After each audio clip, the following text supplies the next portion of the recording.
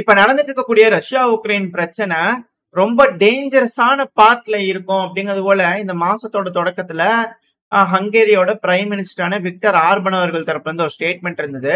இந்த போரை பத்தி பல தலைவர்களுக்கும் பல கருத்துக்கள் இருக்கலாம். ஆனா இருக்கக்கூடிய யதார்த்தம் பல நிலவரம் உண்மையை பேசக்கூடிய ஒரு தலைவர்னா அது ஹங்கேரியோட பிரைம் மினிஸ்டரான விக்டர் ஆர்பன் அவர்கள் தான். அவர் சொல்லக்கூடிய அந்த விஷயம் இப்ப நம்மளுக்கு புரியுது. ஏன்னா இருதரப்புலயும் பயங்கரமான தாக்குதல்கள் மாறி மாறி செஞ்சுக்கிட்டு இருக்காங்க. இப்போ உக்ரைன் ரஷ்யாவோட கசான் பகுதி, இந்த கசான்ங்கிறது பாத்தீங்கன்னா ரஷ்யால உக்ரைன்ல இருந்து பாத்தீங்கன்னா சுமி கர்கிவ் இந்த பகுதியில இருந்து நம்ம பார்த்தாதான் தோராயமா நம்மளுக்கு தெரிய வரும். நான் ஈகல் வியூல சொல்றேன். 1000 கிலோமீட்டர் தொலைவில் இருக்கக்கூடிய ஒரு ஒப்லாஸ். இந்த ஒப்லாஸ்ல 6 ட்ரோன்களை உக்ரைன் ஏவி விட்டுருக்காங்க. 1000 கிலோமீட்டர் வரைக்கும் ரஷ்யாக்குள்ள ஊடுருவி போகுதுன்னா ரஷ்யாவோட ஏர் டிஃபென்ஸ் சிஸ்டம் வீக்கா இருக்குமா அப்படின்ற ஒரு கேள்வி இருக்கும். இதை நம்ம தெளிவா புரிஞ்சுக்கணும். அடிக்கடி இந்த சேட்டலைட்ஸ் ரஷ்யாக்குள்ள மொஞ்சிட்டு ஃபுல்லா இமேஜஸ் எடுத்துக்கிட்டே இருக்கு இல்லையா? சோ அவங்க கிளியரா ஒரு பாத்தை பாத்தீங்கன்னா இந்த ட்ரோன்களுக்கு செட் பண்ணி கொடுத்துருக்காங்க. சோ அந்த பாத்துல தான் இது போகுது.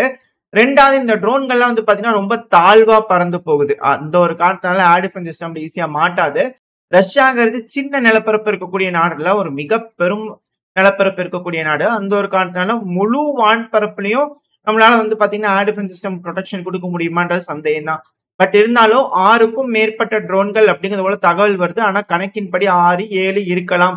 அதுல பாத்தீங்கன்னா ஒரு ட்ரோனை கம்ப்ளீட்டா எலக்ட்ரானிக் வார்ஃபேர் யூஸ் பண்ணி சப்ரஸ் பண்ணிருக்காங்க. அதுக்கான வீடியோ பதிவு சைட்ல லோட் ஆயிருக்கும். இன்னொன்னு பாத்தீங்கன்னா ஏர் டிஃபென்ஸை யூஸ் பண்ணி சுட்டு வீழ்த்தி இருப்பாங்க. அதுக்கான வீடியோ பதிவு சைட்ல லோட் ஆயிருக்கும். ஒரு பில்டிங்ல பாத்தீங்கன்னா டாப் எட்ஜ்ல போய் ட்ரோன் அடிக்கும்.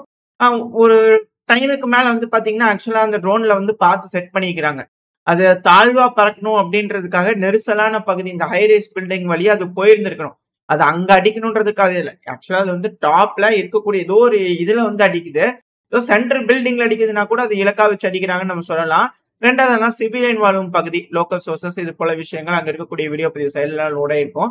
இந்த பில்டிங்ல அடிக்குது அப்படின்னா அது மிஸ் கைடாய் அந்த இடத்துல அடிச்சிருந்திருக்கு அப்படிங்கிற புரிஞ்சுக்க முடியுது. அடுத்த ஒரு வீடியோ லோட இருக்கும். இதுதான் பாத்தீங்கன்னா சென்ட்ரல் அபார்ட்மெண்டோட நடுவுல போய் அடிச்சிருந்திருக்கு. இதனால சிவிலியனுக்கு இன்ஜுரிஸ் ஆயிருக்கு அப்படிங்கிறது போல லோக்கல் சோர்சஸ் தரப்பு ஸ்டேட்மெண்ட்ஸ் வந்துட்டு இருக்கு. ரஷ்ய தரப்பு இன்னும் எக்ஸாக்டான எந்த ஒரு தகவலும் வரல.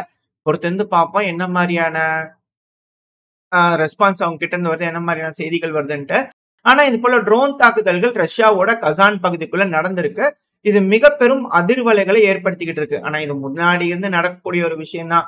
ஒரு குரூஷியலான ஒரு டைம் இந்த போரோட நீங்க ஒரு கட்டத்திலயும் நீங்க எடுத்து பாத்தீங்கன்னா குரூஷியலான டைம்ல இது போல ரஷ்யாக்குள்ள மக்கள் வாழும் பகுதியில தாக்குதல் நடக்கிறது தான்.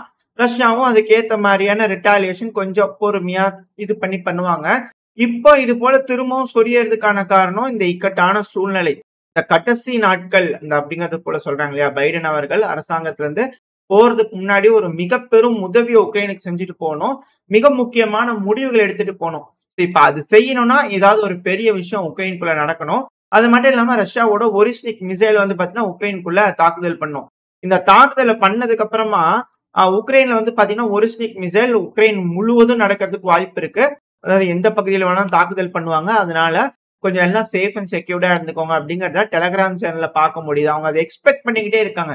என்னங்க ஒரிஸ்னிக் மிசைல் யூஸ் பண்ணவே மாட்டீங்க அப்படிங்கிறது போல அதோட விளைவு என்ன அப்படிங்கிறது தெரியுது. கைனட்டிக் எனர்ஜியே 36 FAB 250 குண்டுகள் ஒரு இடத்துல விழுகிற மாதிரி இழப்புகளை ஏற்படுத்துது ஒரு மியூனிஷன் மட்டுமே. அப்படி இருக்கும்போது ஏன் இது போல எதிர்பார்ப்புகள் இருக்கு, ஒரிஸ்னிக் ஸ்ட்ரைக் திருப்பி நடத்துவாங்க ரஷ்யா அப்படிங்கிற எதிர்பார்ப்புகள் ஏன் வச்சுக்கிறாங்க அப்படின்னா, அப்படி செஞ்சாதான் அந்த மிசைல் என்ன மாதிரி வேலை செய்யுது, அதோட உதிரி பாகங்கள் என்னென்ன காம்போனன்ட்ஸ் இருக்கு, டெக்னாலஜி என்ன, அதை எப்படி இன்டர்செப்ட் பண்ணலாம்னு பல விஷயங்கள் தெரிஞ்சுக்கலாம். ஸோ அதுக்காக இது போல வெறுப்பேற்றதுக்காக இது போல தொடர்ந்து தாக்குதல் பண்ணிக்கிட்டே இருக்கிறாங்க அப்படின்ற குற்றச்சாட்டுகள் வந்துகிட்டு இருக்கு. எது எப்படியோ இது போல கசான்குள்ள தாக்குதல் பண்ணிக்கிறாங்க. இதுக்கு ரிட்டாலியேஷனா ரஷ்ய தரப்புல மிக பெரும் தாக்குதல்கள் உக்ரைன்ல நடந்துகிட்டு இருக்கு. இது எல்லாமே டிசம்பர் 21 நடக்கக்கூடிய தாக்குதல்கள் தான் இந்த கசான்குள்ள நடந்தது. இதுக்கு ரிட்டாலியேஷனா ரஷ்ய தரப்புல இருந்து பாத்தீங்கன்னா காலையிலேயே இன்னைக்கு ஒரு வீடியோ பதிவு பார்த்திருப்போம். அதெல்லாம் இன்க்ளூட் ஆனதுதான். மொத்தமா பாத்தீங்கன்னா ரஷ்ய தரப்புல இருந்து உக்ரைனுக்குள்ள வே பை வேவா மொத்தம் 113 ட்ரோன்களை பாத்தீங்கன்னா ஏவி விட்டுருக்காங்க. இப்ப வரைக்கும் இந்த பதிவு ரெக்கார்ட் பண்ற வரைக்கும் இதுல 57 ட்ரோன்கள் 57 ட்ரோன்கள் கிட்ட டவுன் பண்ணிட்டு தான் சொல்லிக்கிறாங்க. பேலன்ஸ் ட்ரோன்கள் என்ன ஏது அப்படிங்கிறது தெரியல. சைடுல ஒரு இமேஜ் லோட் ஆயிருக்கும். இது உக்ரைனோட கேபிட்டலான கீவ்ல வந்து பாத்தீங்கன்னா ஒரு ட்ரோன் போய் அங்க சொருகி இருந்திருக்குது. இது வந்து டீகாய். ஸோ இது போல டீகாய்ஸும் அதிக அளவுல யூஸ் பண்றாங்க. விஷயத்துல வந்து இதுல வெடிமருந்துகளே இருக்காது. ஸோ மரத்துல மாட்டி அப்படியே வந்து பாத்தீங்கன்னா இருந்திருக்கு. இதுல கசான்லயே வந்து பாத்தீங்கன்னா மரத்துல போய் மாட்டி ஒண்ணு வெடிக்கும் இந்த ஒரு ட்ரோனு. ஸோ அதான் அதோட வீடியோ லோட் ஆயிருக்கும்னு நினைக்கிறேன் இதுல பார்க்கும்போது.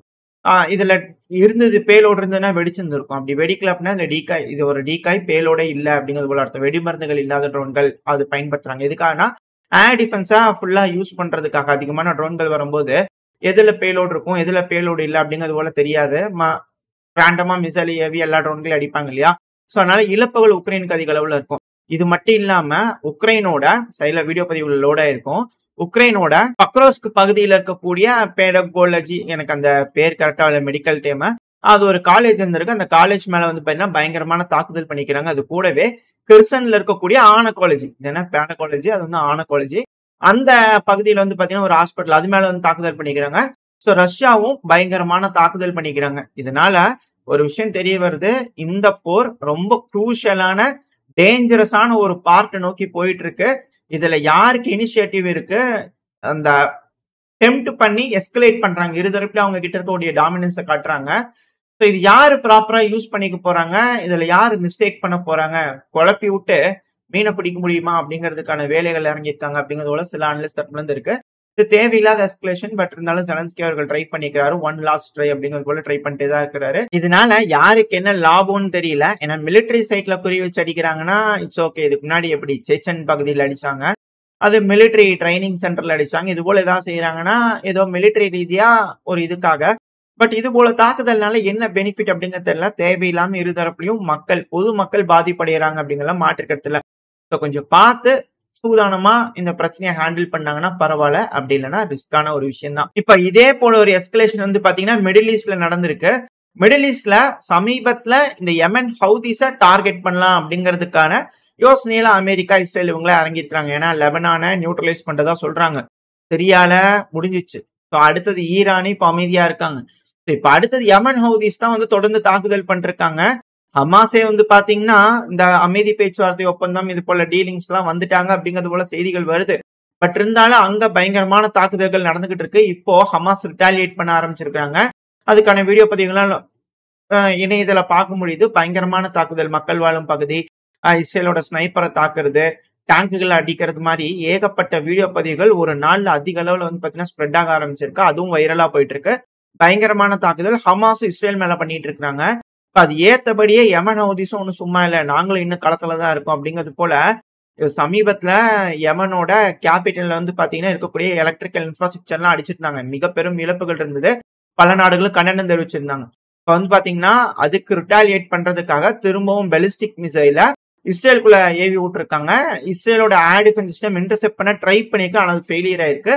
ஏன்னா அதுக்கான பெனோரமிக் வியூ, அதோட இலக்கு அடைஞ்சதுக்கான வீடியோ பதிவுகள் இது எல்லாமே வைரலா பகிரப்பட்டுட்டு வருது. இதனால இஸ்ரேலுக்குள்ளேயும் மக்கள் மத்தியில அதிக அளவுல பாதிப்படைஞ்சிருக்காங்க. அங்கேயும் மக்கள் மத்தியில ஒரு அசௌகரியமான சூழ்நிலை, பதட்டம், ஏகப்பட்ட விஷயங்கள் அங்கே இருக்கிறதுனால கூடிய சீக்கிரம் ட்ரம்ப் அவர்கள் வர்றதுக்கு முன்னாடி இந்த பிரச்சனைகள்லாம் ஒரு சில அடையும்னு பார்த்தா மிக பெரும் அளவுல வெடிச்சுக்கிட்டு இருக்கு. இது எப்படி ட்ரம்ப் அவர் ஹேண்டில் பண்ண போறாரு?